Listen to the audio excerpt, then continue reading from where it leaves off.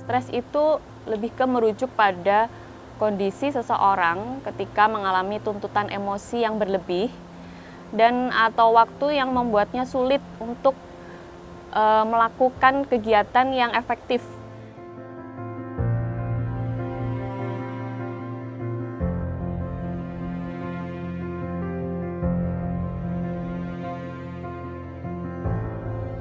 Nomor saya Nurstianingsih, biasa dipanggil Tia. Kalau umur sih umur 24.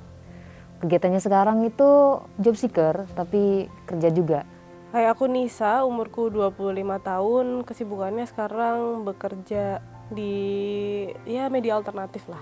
Perkenalkan, saya Sengri Orza, umur kurang lebih 25 tahun. Sekarang ini profesi bergerak di bidang industri kreatif ya. Halo, perkenalkan, nama gue Iskia Krisna Mukti, biasa dipanggil Krisna. Umur gue 22 tahun, kegiatan gue menyibukkan diri. Trauma sih, trauma dari masa kecil atau enggak trauma karena orang yang ketemu di kehidupan. Sebuah ketakutan yang sebenarnya enggak kita rasain, jadi kayak di alam bawah sadar.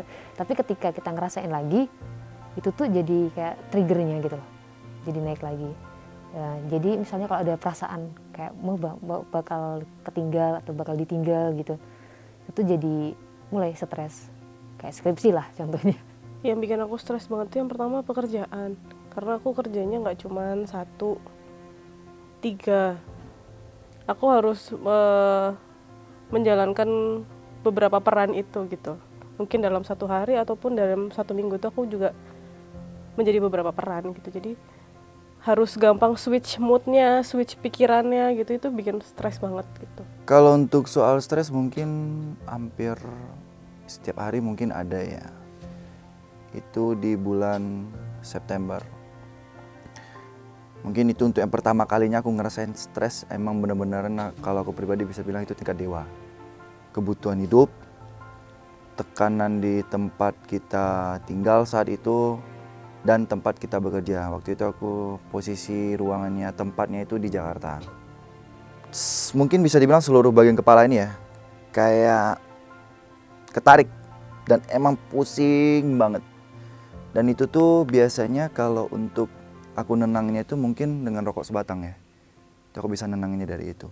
Tapi permasalahannya dengan habis rokok sebatang pun ke bagian kepala belakang yang nggak bisa nerima. Dari kayak masalah yang lalu, tiba-tiba tuh kejadian yang kedua kalinya gitu. Itu yang bisa buat dari gue sendiri tuh ngerasa stres tuh di situ.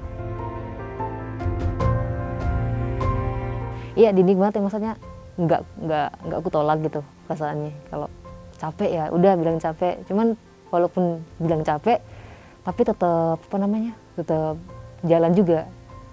Jadi kalau skripsi kan biasanya ngerjain kan pagi, ngerjain gitu, kadang sampai seharian di depan laptop tapi nggak dapat apa-apa.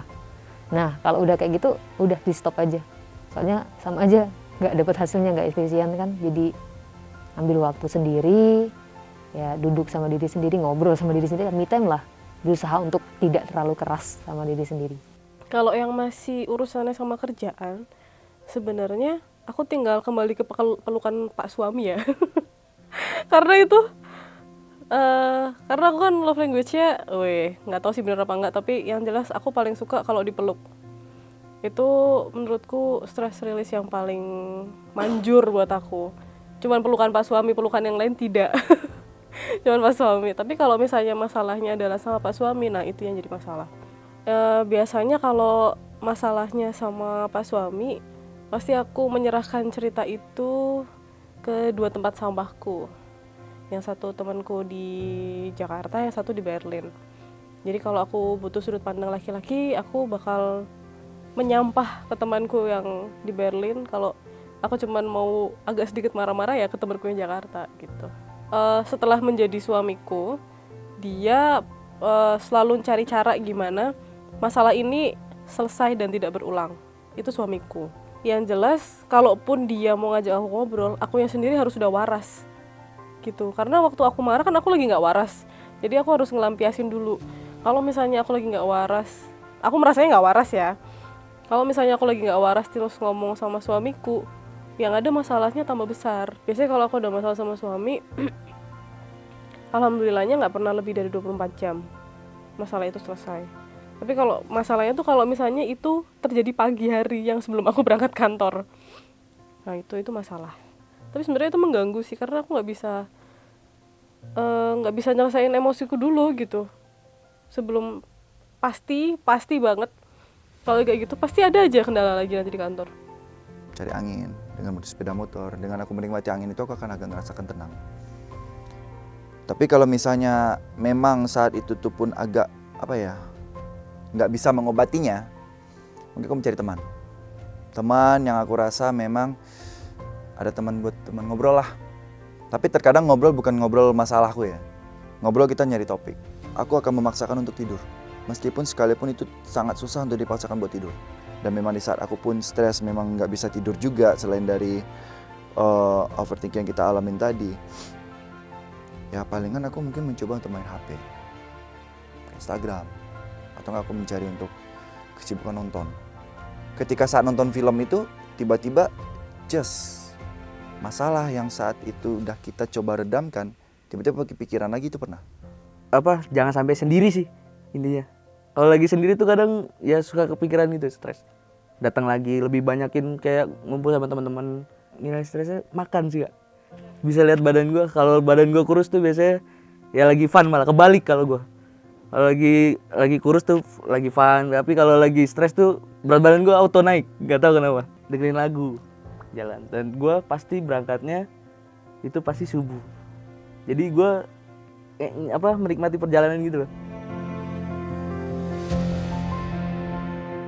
Kalau untuk berkeluh kesah ada, cuman emang nggak semuanya saya kasih ke mereka, nggak. Cuman ada. Kalau saya cerita, janganlah jangan alah gini, alah gitu, nggak. Dia dengerin aja, nggak usah gitu, nggak usah. Kadang tuh nggak butuh solusi, nggak butuh apa, cuman udah dengerin aja, validasi perasaan saya. Karena ya emang benar-benar capek gitu loh. Cuma mau bilang makasih gitu, karena dari sekian lama dipendam sendiri, itu tuh baru pertama kali lagi ngomong ke orang itu, ke teman, ya makasih, namamu juga aku tulis di deskripsi kok. Aku udah ngomong sama mereka, jadi misalnya aku udah masalah A, tolong dong kasih masukan, aku mau marah-marah nih misalnya kayak gitu. Nanti baru mereka oke. Kadang kalau misalnya masalahnya sama suami kan kadang aku nggak bisa ngejelasin detail ya, jadi mereka cuman udah selesai, udah lega, udah apa perlu ditelepon lagi. Nah biasanya mereka kayak gitu.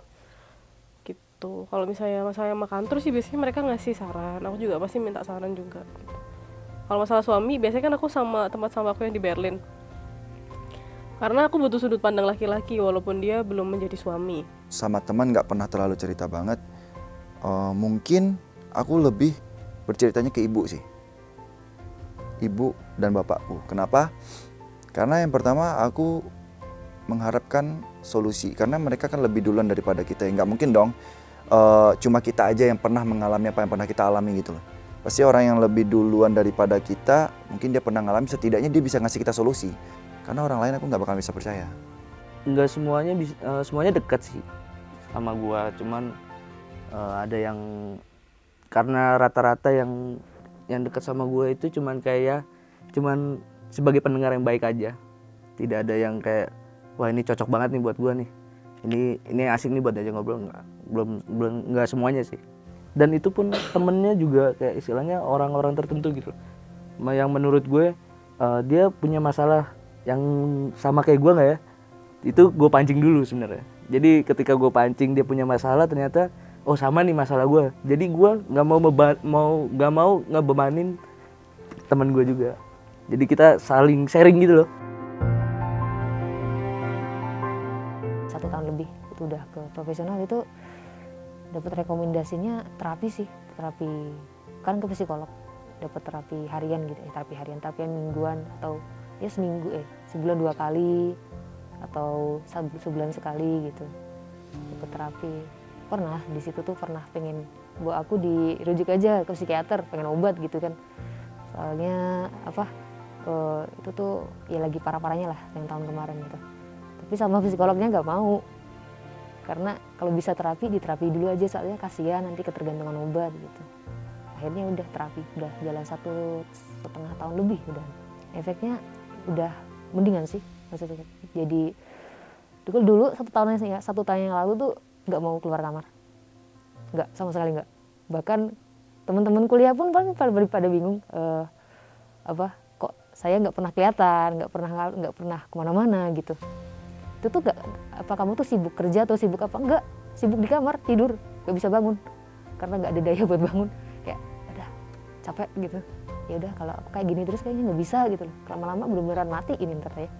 Selama itu 1 tahun kan sering terapi, kata psikolognya kamu udah ada progres kamu udah bagus gitu. Sempat terpikir iya, tapi sampai sekarang belum. Yang pertama ini yang pertama nih, aku bingung aku mesti harus menuju psikolog yang mana. Itu yang pertama. Yang kedua, dari dulu pun aku juga nggak pernah ada arahan ya untuk ke seorang psikolog. Gue selama ini belum pernah sama sekali. Ya nggak tahu aja sih, nggak pernah kepikiran kayak gitu sih. Nggak pernah ada pikiran buat ke dokter gitu, belum, nggak tahu juga sih. Kadang juga pengen penasaran gitu loh. Kalau itu pernah. Itu kan sebelum aku menemukan Pak Suami ya. sebelum nemuin Pak Suami, aku waktu stres aku lebih menyerang fisikku sendiri. Ya nggak makan lah, terus cedukin kepala ke tembok lah. Yang makasih udah selalu support aku mau jadi wanita yang aku harapkan juga kamu selalu support. Terima kasih juga sudah menemani segala part dalam hidupku. Jangan luntur sabarnya. Jangan bosan. Aku bakal terus berjuang sama kamu buat kehidupan kita. Makasih ya Mbak ya. Apa nih? Kamu. Oh ya, terima kasih. ya. Thank you. Omo.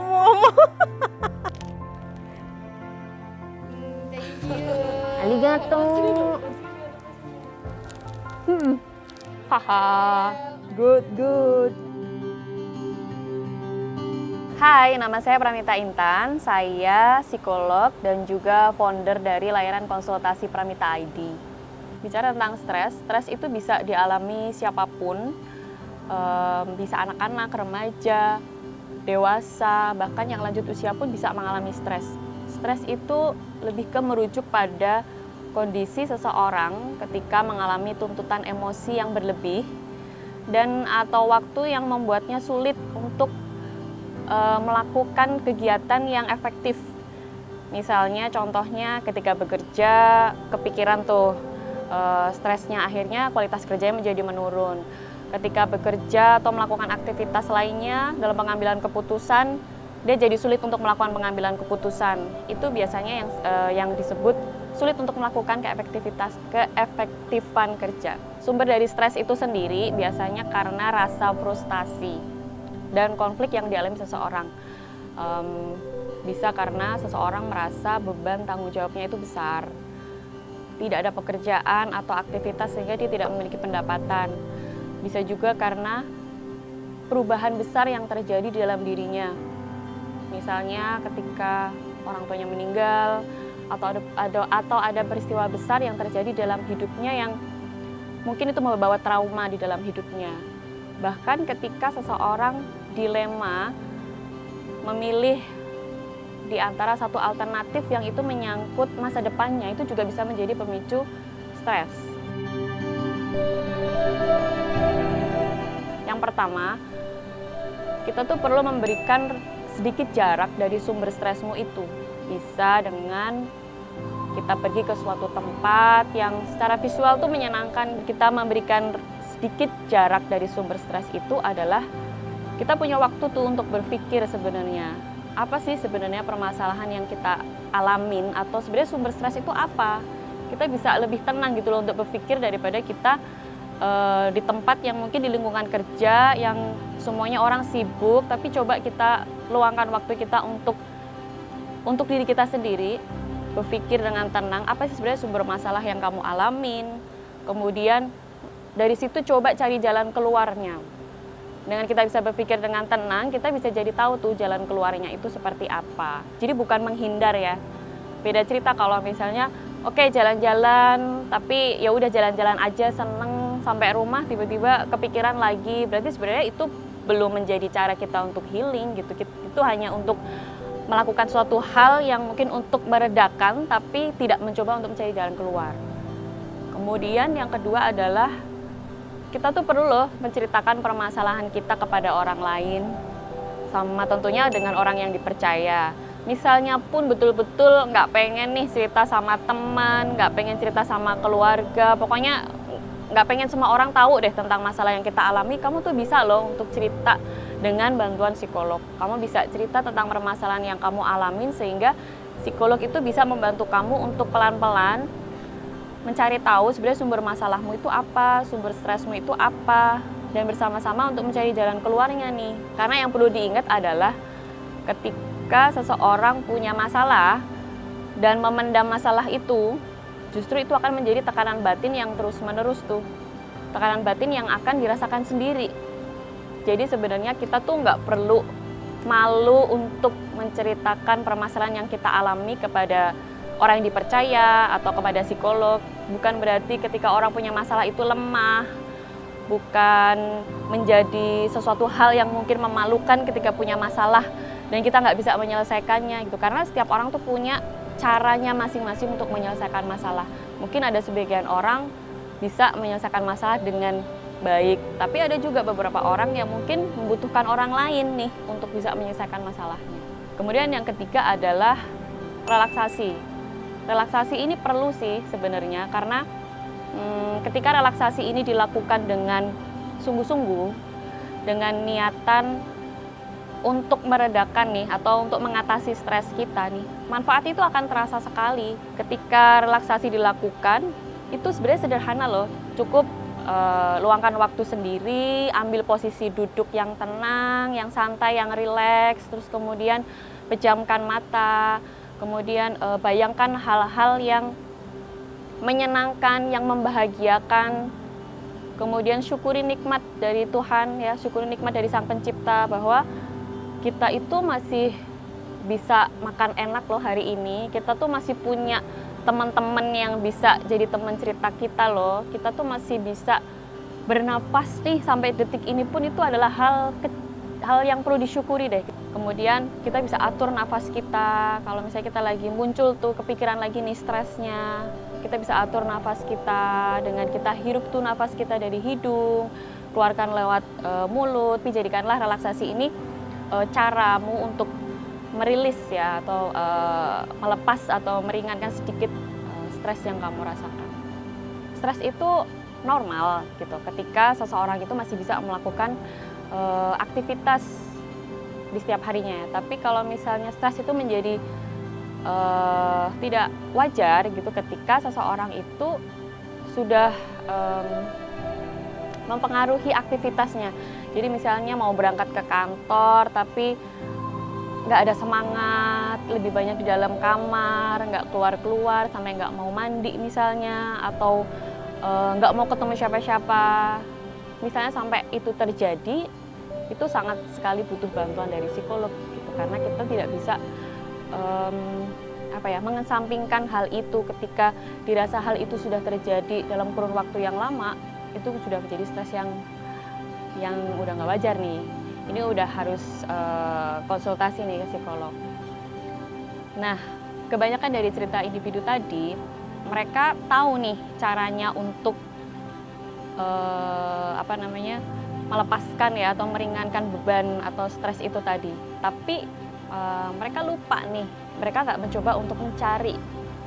Padahal sebenarnya healing itu fungsinya adalah yaitu ruang yang kita bisa dapat untuk berpikir dengan tenang, kemudian kita bisa pelan-pelan mencari tahu sumber stres kita itu apa, sehingga kita bisa jadi tahu nih jalan keluarnya itu apa. Misalnya sumber stresnya itu apa ya?